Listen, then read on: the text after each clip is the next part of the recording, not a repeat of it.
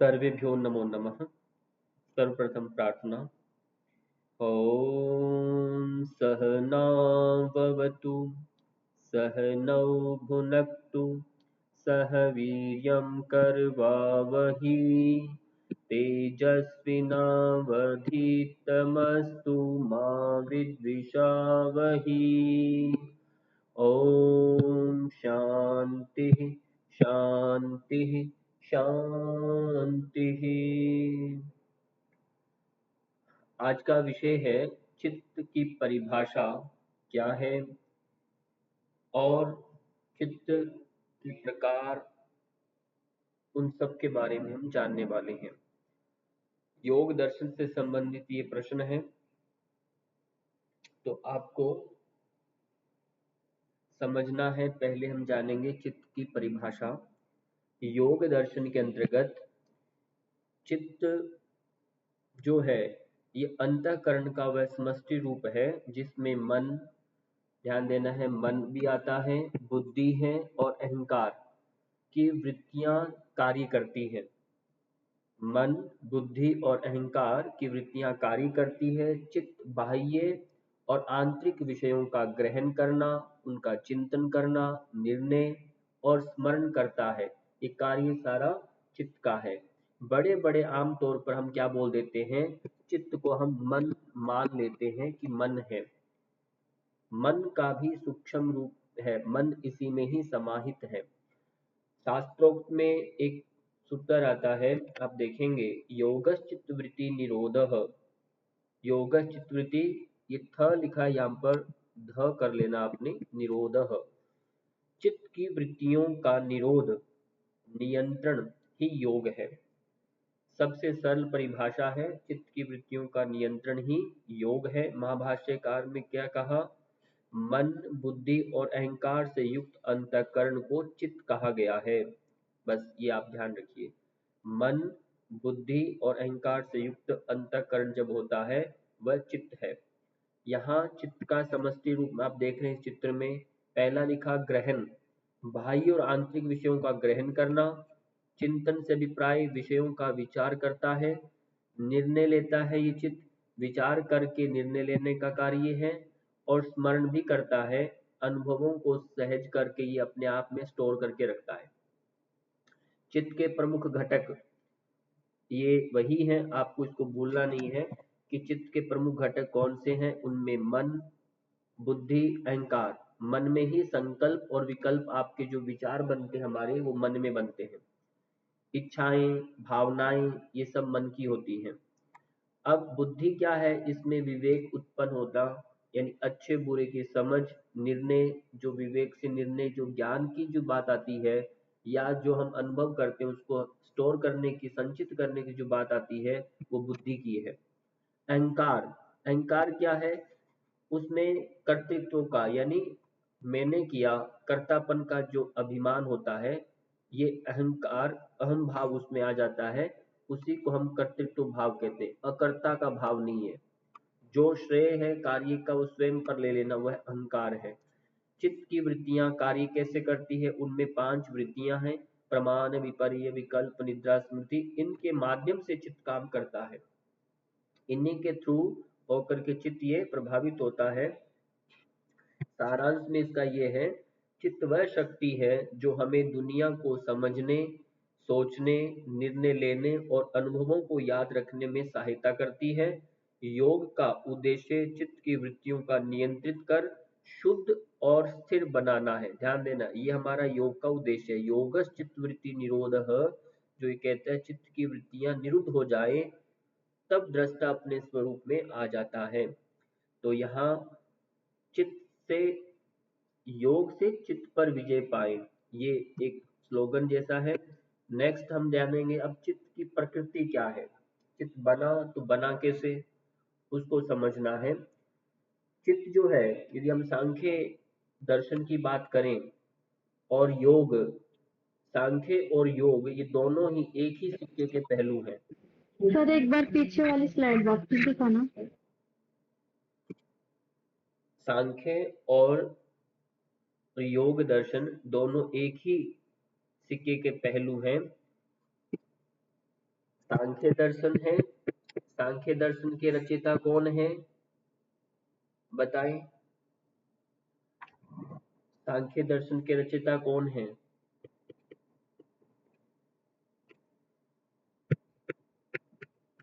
सांख्य दर्शन के रचयिता महर्षि कपिल मुनि है।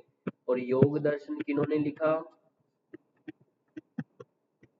महर्षि पतंजलि। हाँ, महर्षि पतंजलि। ये हमें याद रखना, ये क्या है, ये दोनों ही एक ही सिक्के के, मतलब आपको सांख्य जो है ये ज्ञान परक है। ये ज्ञान परक यानी इसमें थ्योरी ज्यादा है, और योग दर्शन ये आपका प्रायोगिक पक्ष है, इसमें आपका प्रैक्टिकल है। एक आपका थ्योरी है, एक आपका प्रैक्टिकल है। यानी आपको थ्योरी भी करना है, प्रैक्टिकल भी करना है, तो इसलिए इन दोनों में बड़ी समानता है दोनों में। और सांख्य दर्शन जो है इसका सिद्धांत द्वैतवाद का है। इसमें क्या सिद्धांत है? सांख्य है, इसमें ये द्वैतवाद है। और योग दर्शन ये है, ये त्रैतवाद का सिद्धांत है। इसका मतलब द्वैतवाद से मतलब इसमें एक में पुरुष और प्रकृति की चर्चा है, ये दो मुख्य बिंदु को लेकर काम करता है। और त्रैतवाद में क्या है, पुरुष और प्रकृति तो है ही, अब इसके साथ साथ क्या है, पुरुष भी है, प्रकृति उसमें जीव भी है, और एक साथ में क्या है, ईश्वर। यानी ये तीनों को समस्त है, इसको हम त्रैतवाद बोलते हैं। योग दर्शन जो है ये स ईश्वरवाद है, इसे इसमें ईश्वर की गणना की, यानी ईश्वर को मानने वाला योग दर्शन। और सांख्य सांख्य कहता है कि मुझे प्रमाण चाहिए, ये प्रमाणवाद पर फोकस करता है। जैसे आज के जो वैज्ञानिक है, ये सांख्य की दर्शन की जो सिद्धांतों पर काम करता है। ध्यान देना, ये ऐसा नहीं कि नास्तिक है, ईश्वर को नहीं मानता, मानता है, पर ईश्वर को प्राप्त जो भी ये शक्ति पूरे सृष्टि को चला रही है, उसके पीछे उसका कोई ना कोई एविडेंस उस ढूंढने पर उस पर काम करती है, फिर मानती है। तो ये एक विषय है। अब सेकंड जो हमारा ये स्लाइड है, इसमें देखेंगे चित्त की प्रकृति। इसमें यही है, सांख्य और योग दर्शन अनुसार चित्त प्रकृति का प्रथम विकार है। ये फर्स्ट चित्त, और यानी चित्त जो है ये प्रकृति का फर्स्ट, यानी इससे जन्मा हुआ पहला संतान है, ऐसा कह सकते हैं, पहली संतान है ये। और ये इसकी आगे से आगे विकृति हो रही है। यानी चित्त जो है ये जड़ है, यानी पुरुष और प्रकृति। यहाँ हम देखेंगे, ये एक स्लाइड पूरा बना हुआ है सांख्य कारिका का, इसमें प्रकृति भी यह अव्यक्त है, प्रकृति भी अव्यक्त है, पुरुष भी अव्यक्त है। अब पुरुष और प्रकृति दोनों नित्य हैं, कभी नष्ट नहीं होती है, ठीक है, कभी नष्ट नहीं होती। और इनसे जितने भी आगे के आगे तत्व बनते हैं वो सब नश्वर हैं, नष्ट होने वाले हैं, जड़ है। अब पहला आप समझेंगे, जड़ यानी होते हैं, महत्व बुद्धि तत्व जो है ये प्रथम विकार क्या है, जड़। अब जड़ से जितने भी आगे उत्पन्न होंगे, इनसे जितने भी आगे श्रृंखला चलेगी, वो सब के सब जड़ रहेंगे। अब बुद्धि महत से यहाँ देखेंगे, महत से अहंकार निकला, महत को ही बुद्धि कहा, और अहंकार से आगे मन निकला, ये भी जड़ है। फिर पंच ज्ञान इंद्रियां हैं, पंच कर्म इंद्रियां हैं, तन मात्राएं हैं, ये सब के सब जड़ है। और फिर पंच महाभूत हैं। इस प्रकार से सांख्य दर्शन में 25 तत्व की चर्चा की गई है, जबकि योग दर्शन में ईश्वर को एक विशिष्ट मान करके 26 तत्व की चर्चा की गई है। चित्त हमेशा त्रिगुणात्मक है, इस बात को आपको याद रखना है। चित्त आपका त्रिगुणात्मक है। क्यों? क्योंकि प्रकृति जो है ये प्रकृति 3 गुणों से निर्मित है। अब प्रकृति से जो उत्पन्न होंगे वो सभी त्रिगुणात्मक हैं, इन सब में 3 गुण विशिष्ट होते हैं। अब 3 गुण कौन कौन से हैं? एक सत्व है, रजस है, तमस से निर्मित है। दूसरा, प्रकृति जो है ये परिवर्तनशील है, ये एक जैसा नहीं रहता, हमेशा बदलती रहती है। विषयों के अनुसार रूप ग्रहण करता है कौन? ये चित्त।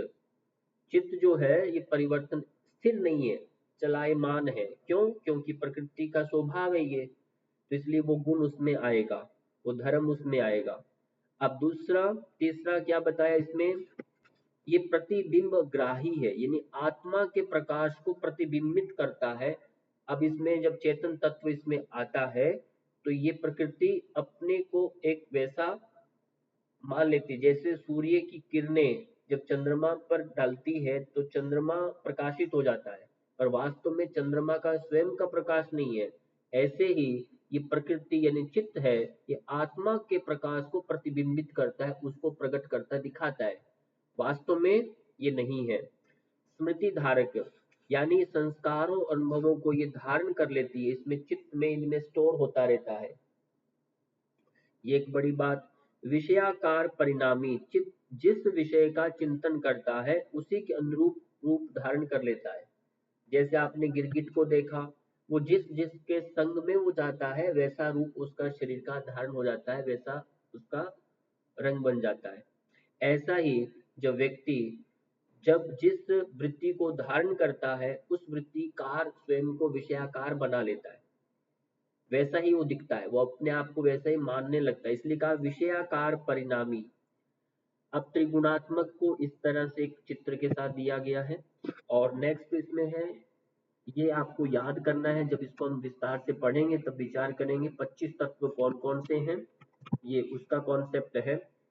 और सारांश के रूप में चित्त की प्रकृति को हम ये समझेंगे, चित्त प्रकृति एक सूक्ष्म विकार होता है, क्योंकि सूक्ष्म विकार है ये, जो आत्मा के सानिध्य से चेतन प्रतीत होता है, क्योंकि पुरुष और प्रकृति के नजदीक है, इसलिए पुरुष भी तत्व है और उसके साथ प्रकृति है। ये जो है इन दोनों से फर्स्ट जो विकार निकला वह चित्त है। चित्त को ही महत कह दिया, ये आपको ध्यान रखना है। ये महत यानी बुद्धि, ये सबसे पहला जो विकार बन रहा है ये इनके बिल्कुल समीप है, इसलिए ये अपने आप को ही चेतन मान बैठता है। ठीक है, ये आपको याद रखना है। और इसलिए कहा चित्त प्रकृति का एक सूक्ष्म विकार है जो आत्मा के सानिध्य से चेतन प्रतीत होता है। योग साधना में चित्त की शुद्धि एवं स्थिरता ही मोक्ष का मार्ग प्रशस्त करती है। जब तक आपका चित्त शुद्ध नहीं होगा, निर्मल नहीं होगा, तब तक आप अपने आप को नहीं देख सकते। ये मेन शर्त इसमें हमारी रहती है योग में। इसलिए महर्षि पतंजलि का योग का जो परिभाषा ये स्पष्टता से कहता है कि चित्त की शुद्धता, चित्त पूर्णतः से अवरुद्ध हो जाए तब दृष्टा अपने स्वरूप में आ जाएगा। और चित्त शुद्धि के लाभ बहुत सारे हैं। चित्त को जानो, चित्त को साधो, चित्त को शुद्ध करो, यही योग का सार है। यानी सारा खेल आपके चित्त के ऊपर टिका हुआ है, इसलिए इसको आप हल्के में नहीं लेंगे। और जब भी इंटरव्यू वगैरह होता है तो उसमें भी आपसे ये सब बातें कई बार आती है, तो आपको केवल, और कई बार आप शिविर इत्यादि करते हैं तो उस पर इस स्लोगन को बल दे सकते हैं, चित्त को जानो, चित्त को साधो, चित्त को शुद्ध करो, यही योग का सार है। क्योंकि योग का सार यही है, इसी के लिए पूरा का पूरा योग दर्शन, इसी दूसरे नंबर सूत्र पर आधारित पूरा योग दर्शन बना हुआ है। क्योंकि चित्त को शुद्ध कैसे करें, चित्त को कैसे नियंत्रित करें, निरुद्ध कैसे करें उसे, तो ये सारा प्रक्रिया जो उसमें आयाम हम आगे पढ़ते हैं वो इस पर ही टिके हुए हैं। नेक्स्ट अब जानेंगे चित्त के कार्य क्या क्या है, वो काम क्या करता है। चित्त जो है समष्टि शक्ति है, अंतःकरण की क्या है? समष्टि शक्ति है। इसमें मन भी है, बुद्धि है, अहंकार है, इनके रूप में काम करता है चित्त। मन के द्वारा, बुद्धि के द्वारा और अहंकार के माध्यम से चित्त काम कर रहा है। अब मन क्या है, मन को पहले समझेंगे। मन का कार्य ग्रहण करना और संकल्प विकल्प करना है। ग्रहण क्या करता है? वो इन पंच ज्ञान इंद्रियों के थ्रू विषयों का ग्रहण करता है। पंच ज्ञानेंद्रियां कौन कौन सी हैं? पहला जैसे हम देखेंगे इसमें शब्द, देखिए शब्द ये आकाश का गुण है, तो कान से वह शब्द ग्रहण करेगा, आंख से वह रूप को ग्रहण करेगा, और त्वचा से स्पर्श इंद्री, और जिह्वा से रस का अनुभव करेगा, और नाक से गंध का अनुभव करेगा। ये पंच महाभूतों के गुण होते हैं। तो इन्हीं तन मात्राओं से, तन मात्राएं हैं, इन्हीं तन मात्राओं से पंच महाभूत का निर्माण होता है। ठीक है। अब यदि शब्द है तो शब्द से आकाश बना, और गंध है तो इससे पृथ्वी बनी। तो ये पंच तन मात्राओं से पंच महाभूतों का सृजन हुआ। और मन के अंदर क्या है, संकल्प भी है और विकल्प है। वो हमेशा द्वंद्व में रहता है, मैं ये करूं या न करूं, अच्छा बुरा। ये विकल्प संकल्प जो इसमें होता है, ये मन में होता है। इंद्रियों से विषयों का ग्रहण करना, जो हमारे सेंस ऑर्गन यदि काम नहीं करे तो व्यक्ति का चित्त कुछ तरह से रिएक्शन नहीं करेगा। यदि त्वचा उसकी स्पर्श इंद्री का स्पर्श का अनुभव नहीं दे मस्तिष्क को, तो सूचना नहीं मिलेगी मन को, मन में कोई वेग उत्पन्न नहीं होगा। यदि आंखें किसी को देख न सके, कान सुन न सके, जिह्वा का कोई रस नहीं आए, तो आपका कोई रिएक्शन नहीं हो सकता। यानी ये पंच ऐसे इनपुट डिवाइस भगवान ने बना दिए, इनके थ्रू अंदर हमारे आउटपुट होता है, आप रिएक्शन करते हैं। तो ये सबसे इम्पोर्टेंट है चित्त के अंदर, कि ये विषयों के बारे में सोचना और विकल्प करना। इसलिए मन जो है संकल्प विकल्पात्मक शक्ति है। इसलिए मन को साधना बड़ा इंपॉर्टेंट। इसका मतलब आप इन पांचों ज्ञान इंद्रियों को अनुशासन में लेकर आते हैं, इनको आप अपने कंट्रोल करते हैं। नेक्स्ट आता है बुद्धि। बुद्धि क्या है? बुद्धि का कार्य निर्णय करना और सत्य असत्य का विवेक करना होता है। जो बुद्धि है ये क्या है? ये आपके अनुभव को स्टोर कर रही है, और नेक्स्ट टाइम वो जब काम करते हैं तो पुराना अनुभव आपको ये कहता है कि ये काम ठीक था या ठीक नहीं था।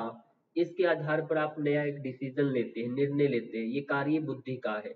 इसलिए निर्णय करने का कार्य बुद्धि का होता है। मन निर्णय नहीं लेता। मन जो है ये निर्णय नहीं लेता, बुद्धि लेती है। मन तो एक विषयों के प्रति आकर्षित होकर के एक कहेगा मुझे करना है, पर बुद्धि ने बिना सोचे पहले वो मन का सोचता है कि ठीक है कर लो, फिर नेक्स्ट टाइम मन का नहीं चलता। ध्यान देना है। फिर बुद्धि रोकेगी, उसे अंकुश लगाएगी कि नहीं, पहली बार आपने गलती की, अब दोबारा नहीं करना। क्यों? क्योंकि बुद्धि स्टोर कर लेती है बात को, पहले अनुभव को।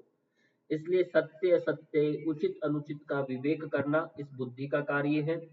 और ज्ञान समझ और तर्क द्वारा जो भी हम उस पर टिप्पणी करते हैं, तार्किक वैज्ञानिक दृष्टिकोण रखते हैं, वो सब बुद्धि से होता है। बुद्धि परक है, कैलकुलेशन। तीसरा आता है पार्ट इसके अंदर अहंकार का। अहंकार में कार्य क्या है? मैं और मेरा। ये मैं हूं, ये मेरा है कि भावना उत्पन्न होती है। जैसे मैं क्या है? मैं करता हूँ। सबसे पहले मैं करता हूँ। ये मेरा घर है, ये मेरी वस्तु है, ये मेरे लोग हैं। इस प्रकार का मेरापन एक भाव उत्पन्न होता है। ये मेरापन से क्या होता है? मैं और मेरा की भावना ये अहंकार के कारण होती है। कर्तृत्व और भोक्तृत्व यानी कर्तापन और भोक्तापन का अभिमान मन में करता है। मैं भोगता हूँ, मैं खाता हूँ, मैं पीता हूँ, ऐसा कहने वाला शरीर, ऐसे लगता है शरीर और इसके अंदर जो चेतन तत्व है वो एक ही है, ऐसा ये मान बैठता है। पर वास्तव में दोनों अलग अलग तत्व हैं, ये जैसे हमने पहले समझा। इसलिए देह और इंद्रियां, मन बुद्धि को अपना मानना, ये सब मेरे हैं। इसलिए ऐसा मानना एक बड़ी भारी मूर्खता है, क्योंकि शरीर हमें कुछ कार्य के लिए मिला है। अहंकार का अभिप्राय अभिमानात्मक शक्ति है, और बुद्धि ये हमारी निश्चयात्मक शक्ति है। बुद्धि से निश्चय होता है। इन तीनों की समष्टि को हम क्या कहते हैं व्यवहार में? इनको ही हम चित्त बोलते हैं। ये याद रखो, इन तीनों का मिश्रण चित्त है। मन बुद्धि अहंकार क्या है? समष्टि रूप इनका चित्त। सार क्या निकलता है इसका? यह मन विषयों को ग्रहण करता है, बुद्धि उनका निर्णय करती है, और अहंकार उन्हें मैं और मेरा बनाता है। इन तीनों का सामुच्चय ही चित्त है। डायरेक्ट कोई व्यक्ति ये नहीं कहता ये मेरा है, उससे पहले आपके मन में एक ख्याल आता है, उसको एक चाहत होती है पाने की, वो प्राप्त कर लेता है, और उससे पहले निर्णय लेता है कि मैं इसको ले लूं क्या, नहीं ले लूं क्या, ऐसे निश्चय से वो करके फिर वो अपनापन आ जाता है कि मेरा हो गया। तो इस प्रक्रिया से आपको हमें बाहर आना है। चित्त की अवस्थाएं, व्यास भाष्य जी ने चित्त की 5 अवस्थाएं बताई गई हैं कि चित्त जो है इन 5 स्टेजेस में रहता है। पहला कि वह क्षिप्त अवस्था है, मूड अवस्था है सेकंड, विक्षिप्त अवस्था, एकाग्र अवस्था, निरुद्ध अवस्था। ये 4 प्रकार की अवस्थाएं होती हैं। मनुष्य की इन 4 अवस्थाओं में रहता है। हमने प्रकृति के 3 गुण जाने, सत्व गुण, रजोगुण, तमोगुण। इन 3 गुणों में प्रकृति रहती है। और दूसरा, अब ये चारों पांचों जो अवस्थाएं हैं, इनमें से पहली 3 अवस्थाएं जो होती हैं, ये सामान्य मनुष्य लोगों के लिए है, सामान्य यानी संसारी जनों के लिए है। विक्षिप्त, क्षिप्त और मूढ़। और एकाग्र और निरुद्ध जो अवस्था होती है, ये योगियों की अवस्था है, इसको भी आपको याद रखना है।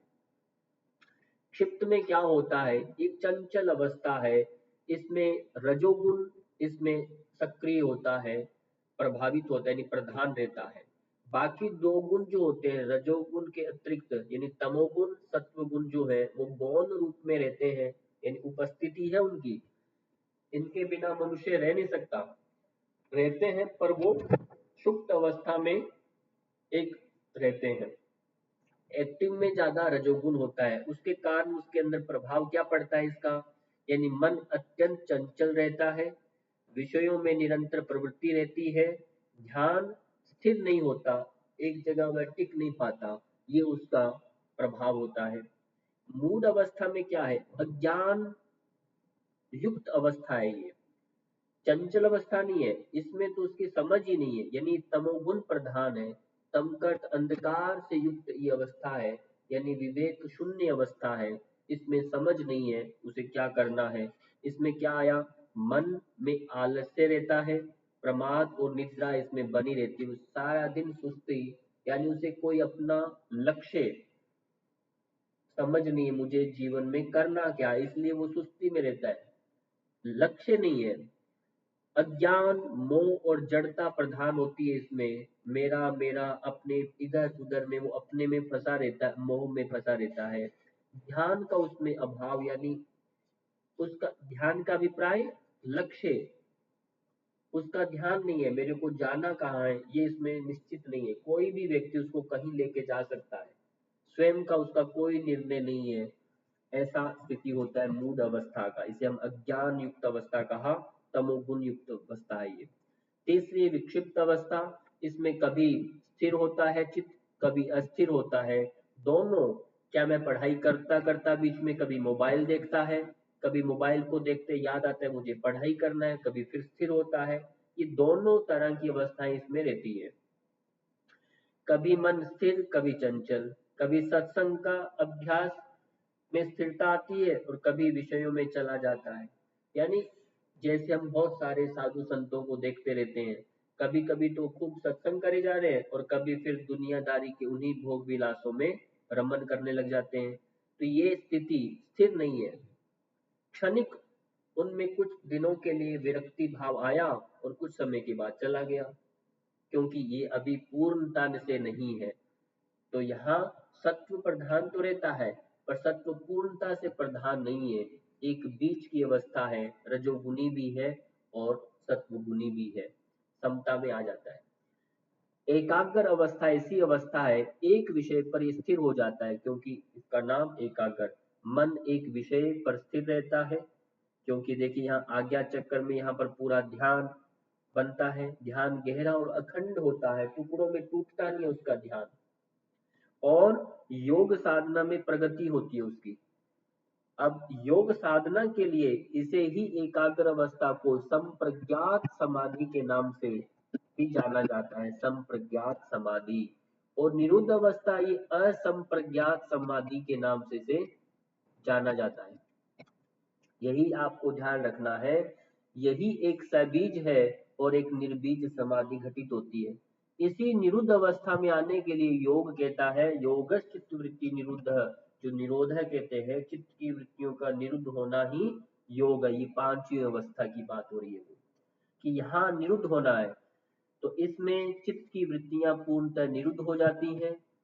कोई वृत्तियां प्रमाण विपर्य विकल्प निद्रा स्मृति जो पांचों वृत्तियां कोई कार्य नहीं करती, स्थिर होती है, उनका कोई रिएक्शन मन के चित्त के ऊपर नहीं है।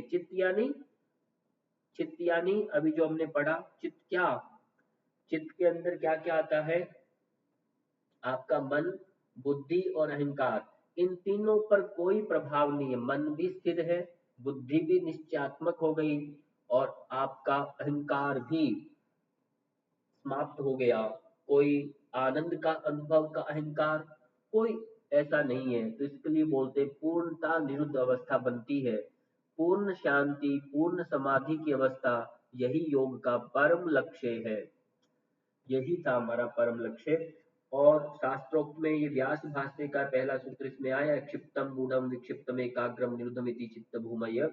5 अवस्थाएं हैं, ये आपको याद हो जाएंगी। सार को याद करें, अभ्यास और वैराग्य से चित्त क्षिप्त और मूढ़ से ऊपर उठ करके विक्षिप्त बनेगा और एकाग्र और अंततः निरुद्ध अवस्था को प्राप्त करेगा। किसके माध्यम से? अभ्यास और वैराग्य से। तो हमारा अब आगे का पॉइंट जो है कि हम चित्त को नियंत्रण करें कैसे, ये प्रश्न है। चित्त को नियंत्रण कैसे करें, उसकी वृत्तियां क्या है, विधियां क्या, टेक्निक बताई गई।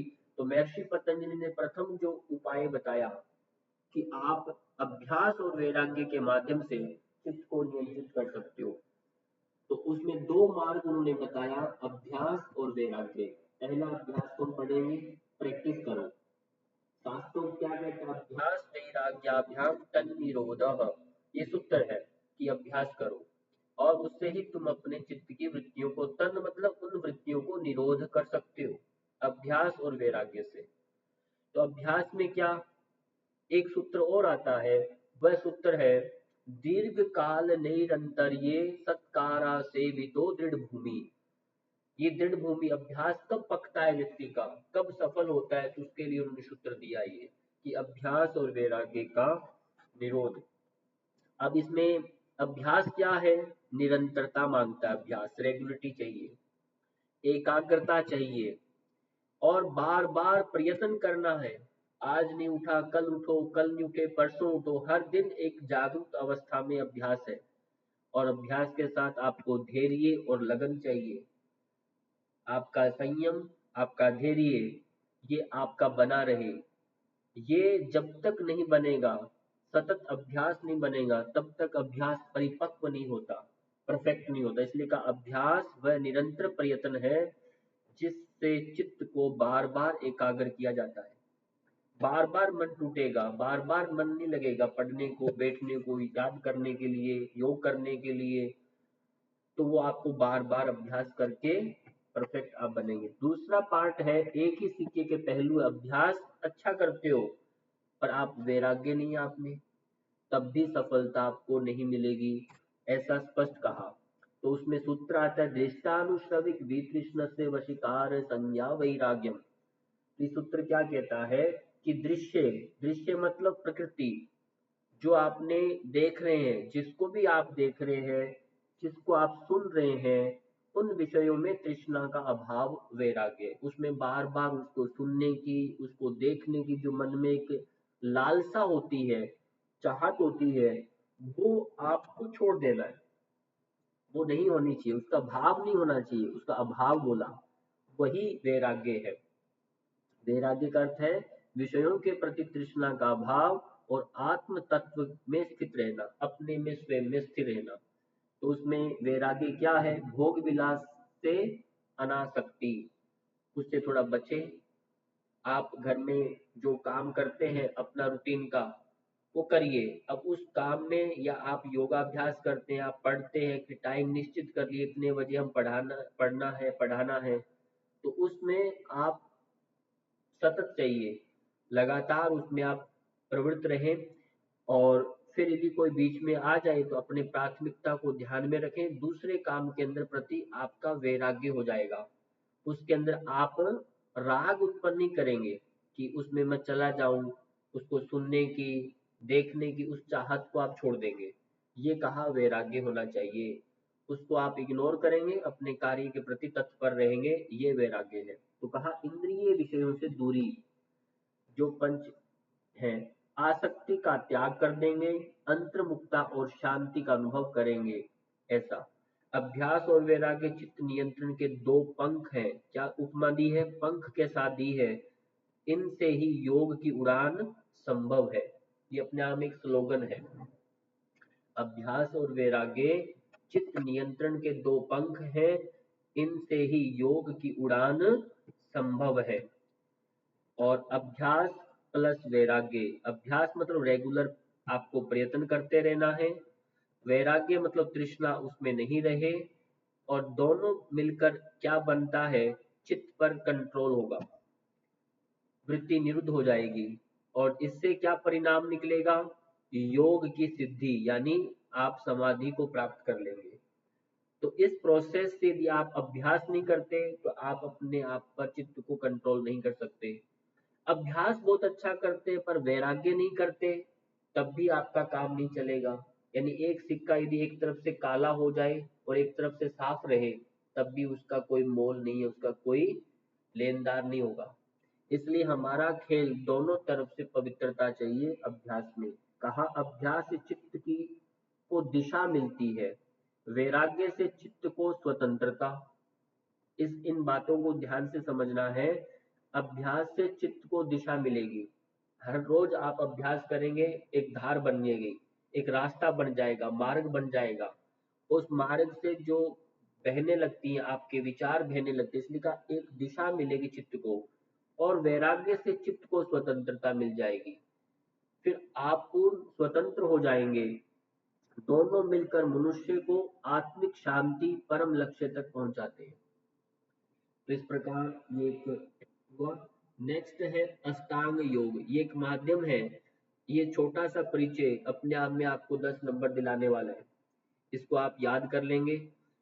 अष्टांग योग एक दूसरा पार्ट है। इसमें हम मन को शांत करने का, ये भी महर्षि पतंजलि ने एक प्रक्रिया बताई।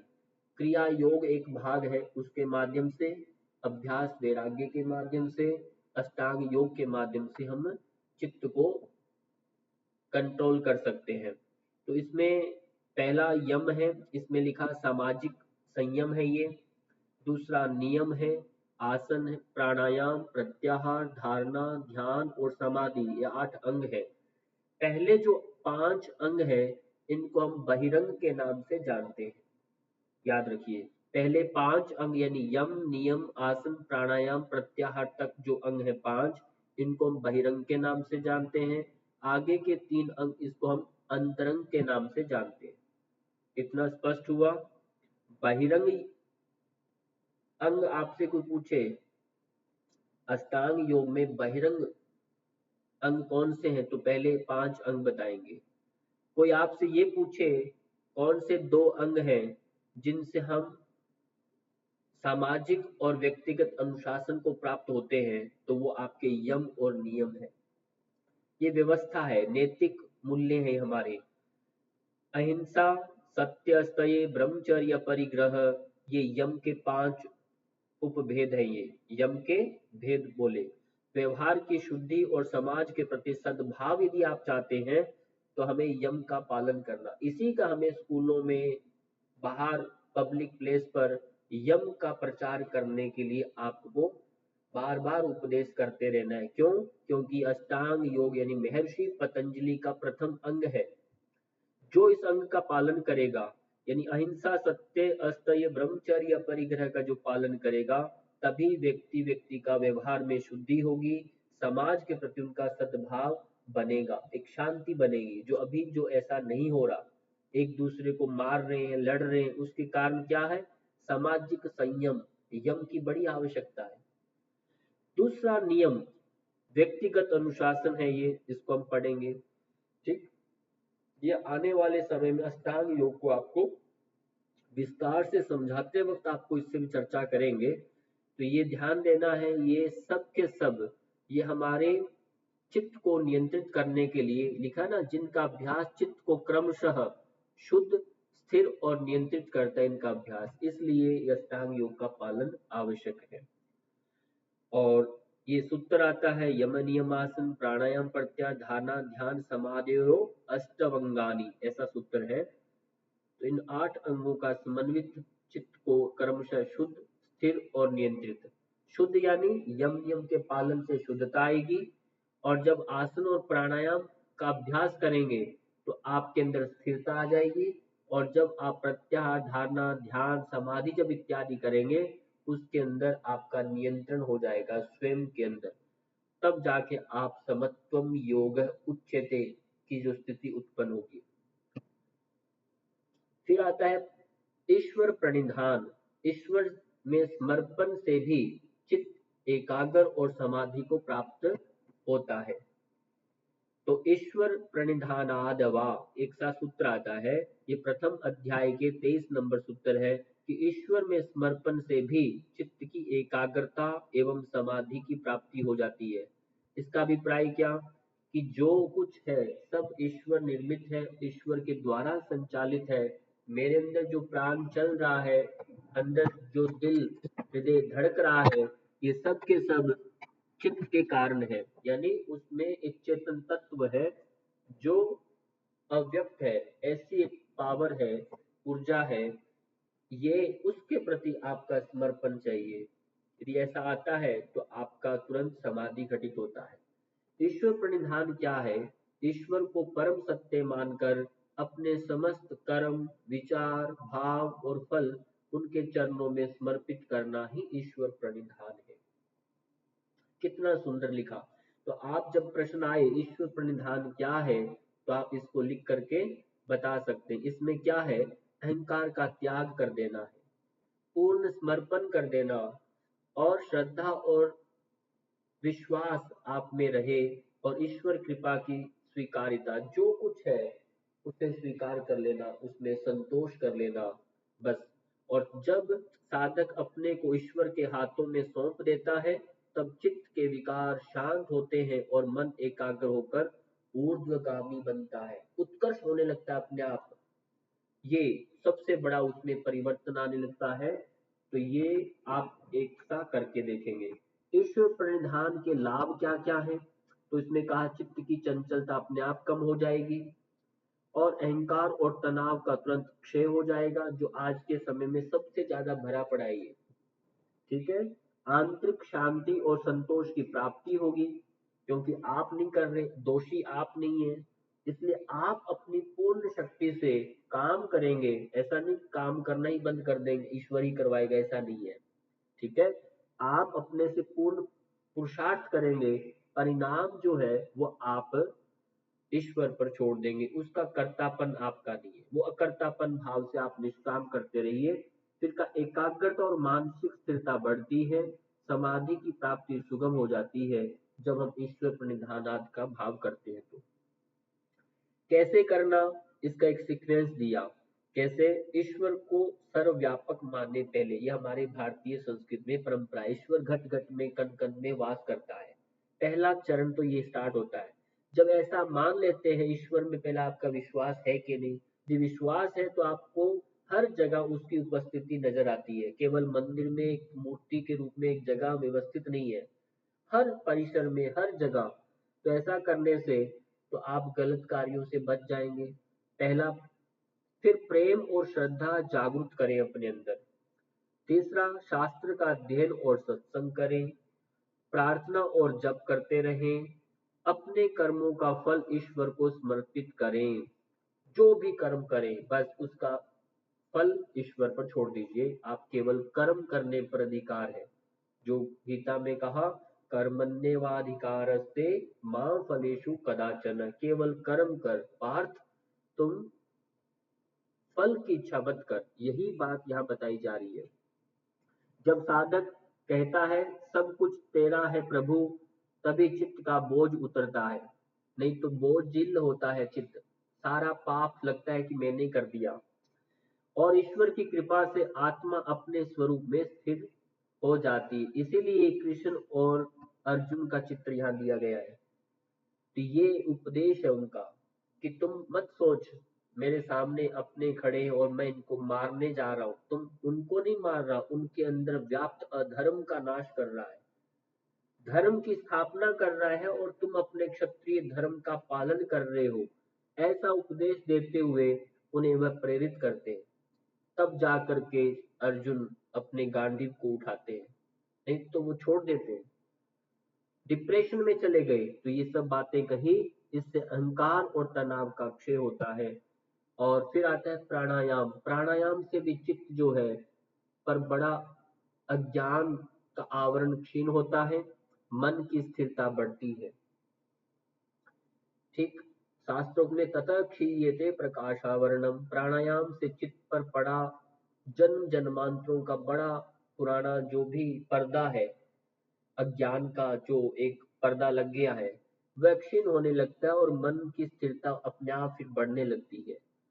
तो प्राणायाम क्या है? तो इसमें कहा प्राणायाम जो है, प्राण यानी जीवन ऊर्जा के आयाम यानी नियमन को प्राणायाम कहते हैं। ये श्वास प्रश्वास की गति को नियंत्रित करने का वैज्ञानिक एवं आध्यात्मिक विधि है। आध्यात्मिक क्योंकि मन को एकाग्र करता है इसलिए कहा, जिससे शरीर प्राण और मन में सामंजस्य स्थापित होता है। केवल मन ही नहीं है, आपका शरीर भी स्थिर होता है, आपका प्राण भी सहजने लगता है, मन भी सहजने लगता है। इन तीनों का कॉम्बो बनता है प्राणायाम के माध्यम से। और इसलिए कहा चित्त की शुद्धि और स्थिरता आना पहला इसका लाभ, भावनाओं पर नियंत्रित होने लगता है और रोग प्रतिरोधक जो क्षमता है शरीर के अंदर वो बढ़ने लगती है। एकाग्रता और स्मरण शक्ति बढ़ने लगती है। प्राणायाम का प्रभाव है ये। ऊर्जा और उत्साह में आपकी वृद्धि हो जाएगी और आध्यात्मिक उन्नति में ये सहायक है। यानी ये 6 के 6 जो प्रभाव बताए गए, आप इनको कंठस्थ याद कर ले। प्राणायाम का देखिए, अब लिखा नियमित प्राणायाम से शरीर स्वस्थ, मन शांत और चित्त स्थिर होता है। तो ये चित्त को कैसे नियंत्रित करें, वही विधियां आपको इसमें बताई जा रही है। प्राणायाम की प्रमुख विधियां हैं जो हम सभी करते हैं। अनुलोम विलोम प्राणायाम, कपालभाति है, भ्रामरी है, भस्त्रिका, उज्जयी। ये प्राणायाम अक्सर हम सब करते भी हैं। प्राणायाम का अभ्यास कैसे करें, कोई पूछे तो उत्तर क्या है? शांत स्थान पर आप बैठ जाएंगे कहीं पर, पहला पार्ट कंप्लीट करेंगे, फिर रीढ़ को सीधी कर लेंगे और आंखें बंद कर लेंगे। ठीक है, फिर धीरे धीरे गहरी श्वास लेना। फिर अगला क्रम आता है, श्वास को हम रोकना शुरू करते हैं, फिर धीरे धीरे श्वास को छोड़ देते हैं। ये प्रक्रिया दोहराते रहना है, इसको रोटेशन ऐसे करते रहना है। नियमित अभ्यास, संयम और धैर्य से प्राणायाम के उत्तम परिणाम आपके सामने अपने आप आने लगते हैं यदि इस प्रक्रिया से चलती हो तो। प्राणायाम के मुख्य जो प्रभाव है, चित्त पर पड़ा जो अज्ञान है, ये योग दर्शन के अनुसार है, ध्यान देना है। जो अज्ञान और आवरण है वह क्षीण होने लगता है, मन की चंचलता कम होती और स्थिरता बढ़ती है, ध्यान धारणा और समाधि की प्राप्ति में सहायक है। क्योंकि कहा है धारणा सूच योग्यता मनसः। प्राणायाम करने से चित्त की जो धारणा की जो शक्ति है उसकी योग्यता बढ़ जाती है। शरीर प्राण और चित्त में संतुलन स्थापित होता है, आध्यात्मिक उन्नति का मार्ग प्रशस्त होता है। सार के रूप में देखेंगे, प्राणायाम से श्वास पर नियंत्रण कर हम प्राण शक्ति को संतुलित करते हैं, जिससे चित्त शुद्ध भी होता है, स्थिर एकाग्र होता है। ये योग के उच्चतर स्तरों की प्राप्ति का महत्वपूर्ण साधन है। इसलिए इसे हमें प्राणायाम को बड़ा महत्व दिया गया है। अब शिक्षण हेतु निष्कर्ष के रूप में हम जानेंगे कि आपको क्या याद करना है, कुछ बातें क्या स्मरण करनी है, उसके लिए ये पूरा उसका निचोड़ है। चित्त को समझे, नियंत्रित करें और जीवन को सफल बनाना है हमें। पहला पॉइंट क्या है? चित्त अंतःकरण का वह सूक्ष्म उपकरण है, यानी इक्विपमेंट है, ये उपकरण है जो मन, बुद्धि और अहंकार के माध्यम से ज्ञान, स्मृति, निर्णय और अनुभव का कार्य करता है। इसकी प्रकृति त्रिगुणात्मक है और परिवर्तनशील है। इसका हमने सार रूप में हम पढ़ रहे हैं चित्त क्या है। योग का मुख्य उद्देश्य चित्त की वृत्तियों का निरोध करके उसे एकाग्र और अंततः निरुद्ध अवस्था तक पहुंचाना ये मुख्य उद्देश्य रहता है। अभ्यास, वैराग्य, अष्टांग योग, प्राणायाम और ईश्वर प्रणिधान चित्त नियंत्रण की प्रमुख शास्त्रोक्त विधियां हैं, जो अभी हमने एक एक करके पढ़ा। चित्त नियंत्रण की प्रमुख शास्त्रोक्त विधियां कौन सी है? यही पहला प्राणायाम, 2 नंबर पर वैराग्य, 3 पर अष्टांग योग, प्राणायाम और ईश्वर प्रणिधान। अब आप देखेंगे अष्टांग योग का ही भाग है प्राणायाम, ठीक है। ईश्वर प्रणिधान ये भी अष्टांग का ही हिस्सा है वैसे। तो इन माध्यम से हम अपने आप को स्वस्थ बनाते हैं। इन विधियों के अभ्यास से चित्त शुद्ध होता है, स्थिर होता है और निरुद्ध होकर के समाधि की प्राप्त कर लेता है। आपको याद क्या रखना है? स्मरणीय परिभाषा, मन बुद्धि अहंकार की समष्टि को चित्त कहते हैं। चित्त की वृत्तियों का निरोध ही योग है। ये प्रथम अध्याय के 2 नंबर सूत्र में बताया।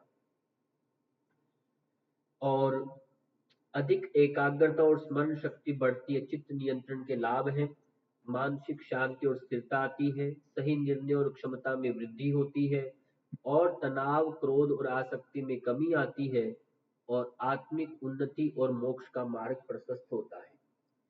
अंत में क्या लिखा? योग चित्तवृत्ति निरोधः, चित्त को जाने, चित्त को साधे, जीवन को सफल बनाए। ये एक लास्ट में दिया। इसी के साथ आप सबका बहुत बहुत धन्यवाद। नमस्कार।